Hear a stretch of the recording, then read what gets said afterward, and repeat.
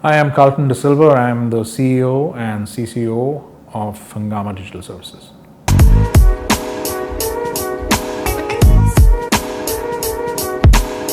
Well, it's been 20 years that I've been in Hungama, and I think in those 20 years we've actually seen a complete change in mindset of marketeers as well as people adapting to the digital space either which ways.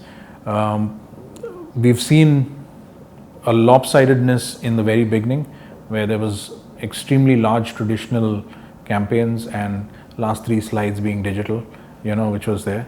But now in today's day and age, you've actually seen it flip.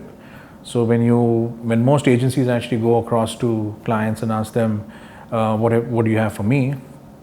And if they actually go ahead and send something which is more of a traditional sense, they says, okay, that's all right, but what do you have for digital, right? So we've seen that complete, cycle of sorts, and we've actually gotten to a particular space where digital is now looking up, and hopefully it'll get a lot more better. There will still be coexistence of all mediums, but I guess the weightage on each of those mediums are changing substantially. People are looking out for a lot of returns on investment, and no better medium than digital to give you your returns on investment, or rather even monitor your return on investment, when it comes to that.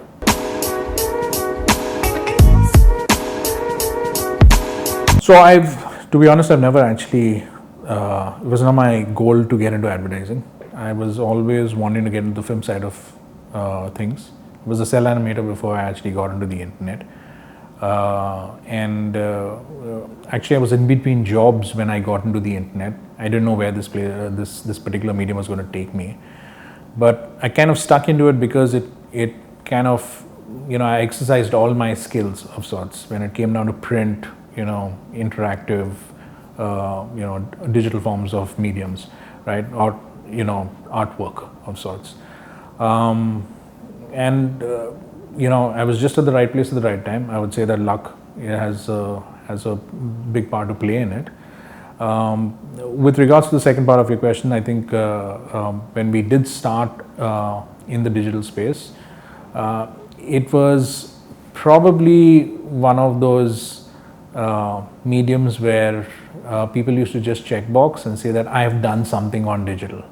Right now, people after the success of Web Chutney, in the creative space, both domestically and internationally, you see that the change is actually taking place over here, and I must applaud them for actually doing really great in at least the space of digital to take up the level of creativity we have in the country.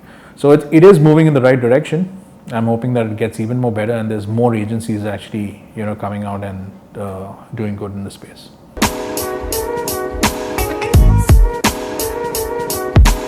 It's extremely difficult. I wouldn't actually recommend it to anyone. I used to dream in color. I now dream in Excel. So it's a little bit of a difficult situation managing both. But it's interesting because I'm not an art student. I'm a commerce graduate. So the numbers and the accounting and everything actually came easy to me, substantially easy to me than any other person who would have actually come out from art school, right? But I still do prefer the creative process over the business any day, But I think it's a challenging challenging role, and actually it challenges me to a certain extent, and that's what I like about it, So anything that's challenging in nature, I'm up for it. I might not be really great at both, but I'm hopefully good at one of them, so I kind of exercise my right in one of them.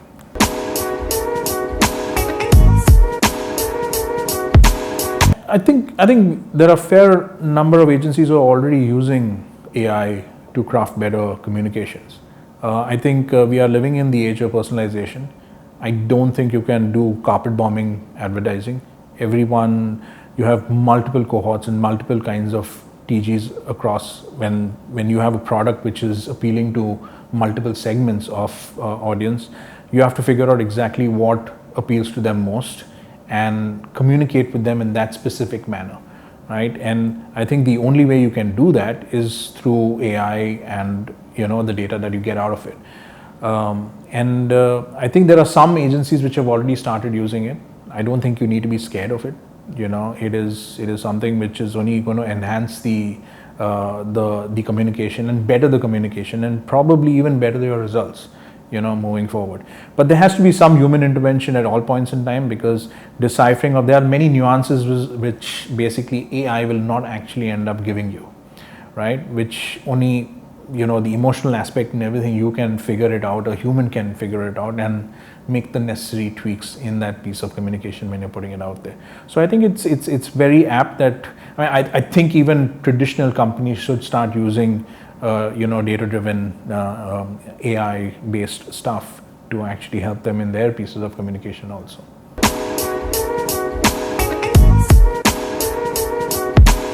I don't have any specific drill, to be honest. I always keep my eyes and ears open. It's one thing. What I do is I usually hire a lot of people who I can learn from. It's really important to be learning every day.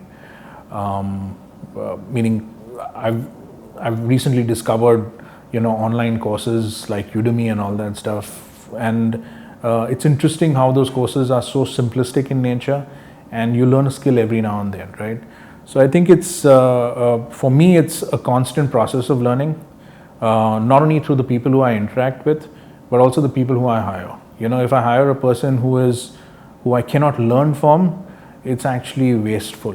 You need to get someone who you can learn from, who's got a specialized skill, who knows that particular skill far better than you know it, so that you can learn from them and actually improve yourself.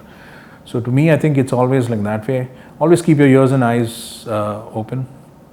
There's a lot. Observation is very key to everything. You can learn a lot from observation, and that's what we essentially do. Meaning, and I try to instill that in the people that we have in the organization also.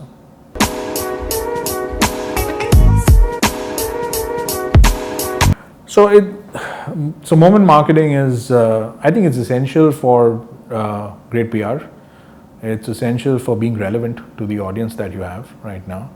And there's no specific campaign which I have worked on specifically. It's always the team which has actually worked on stuff. And there's one campaign which we had done a while back, which was the Burgergate scandal, which had happened a while ago, where the cheese was on top of the burger and the burger was on top of the cheese, and some emojis in Apple and some emojis in Android. And I think a question was asked to the Google CEO that you needed to actually have changed that emoji and all that stuff, and to which he actually reverted saying, I will take this on a war footing of sorts. It's a priority for me right now. Imagine asking the Google CEO to change an emoji and put the cheese on top and the burger at the bottom.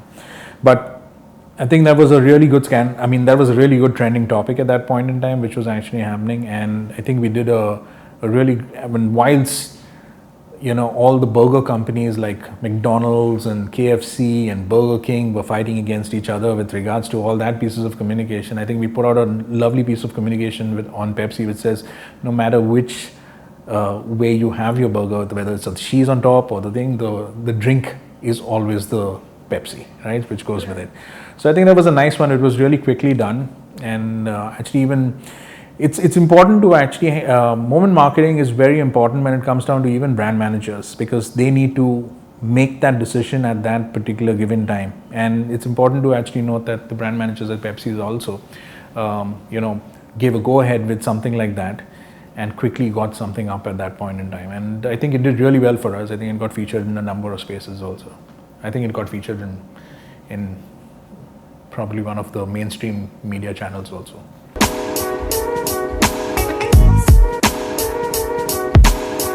So the ones which I usually like are the ones which are outside the country.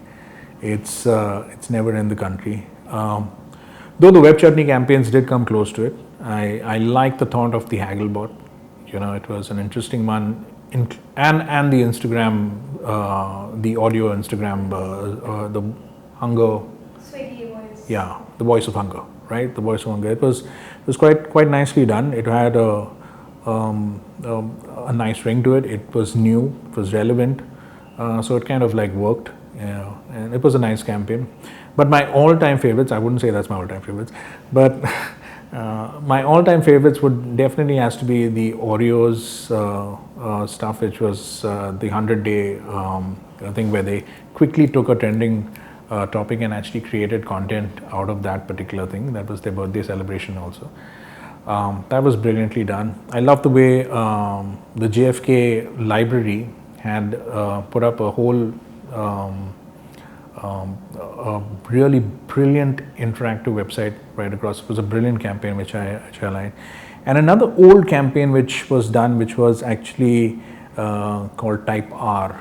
I don't know if you all recollect that particular campaign, but I still think the execution of that campaign was really superb, and it kind of hit the nail on the head when it came down to the split personality that particular vehicle has, right? So I think it was it's a combination of social media, it's a combination of actually websites, so there's a lot of things which are out over there. It's actually unfair for me to actually, segregate top three, because they keep changing every now and then as and when you actually get new ideas, which come up over there. So yeah.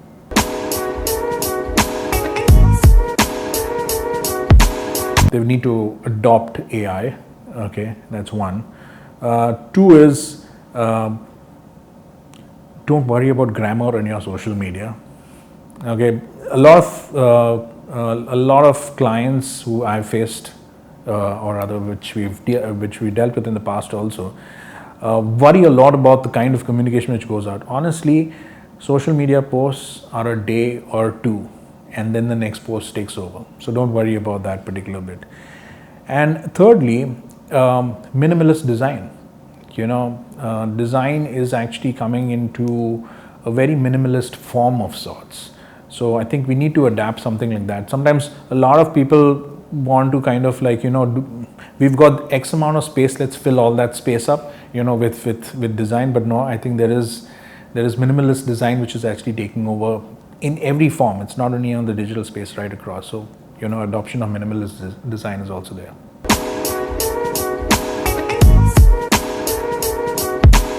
Okay, I think one is being true to your brand purpose. That's one. Two is transparency. Everyone loves a brand that's transparent. And three would be social responsibility. You need to be a socially responsible brand. If you are not socially responsible in today's day and age, you will be completely rejected. A lot of people buy into what you stand for rather than what you actually sell, right? So those would be the three things.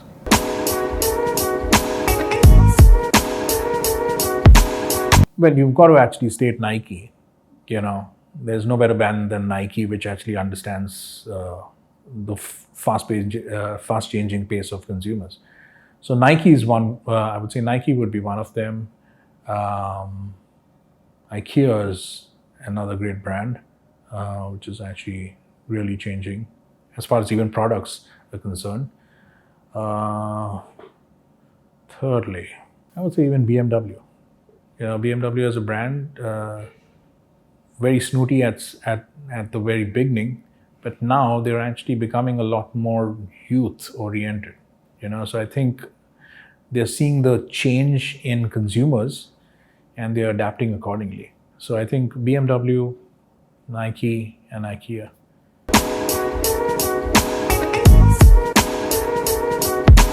I usually follow a lot of people who are great marketing gurus of sorts, like Gary Vaynerchuk and Simon Sinek.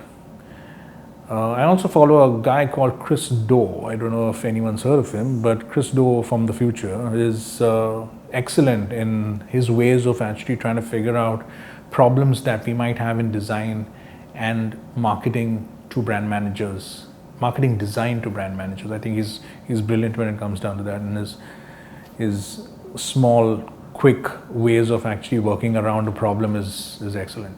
So yeah.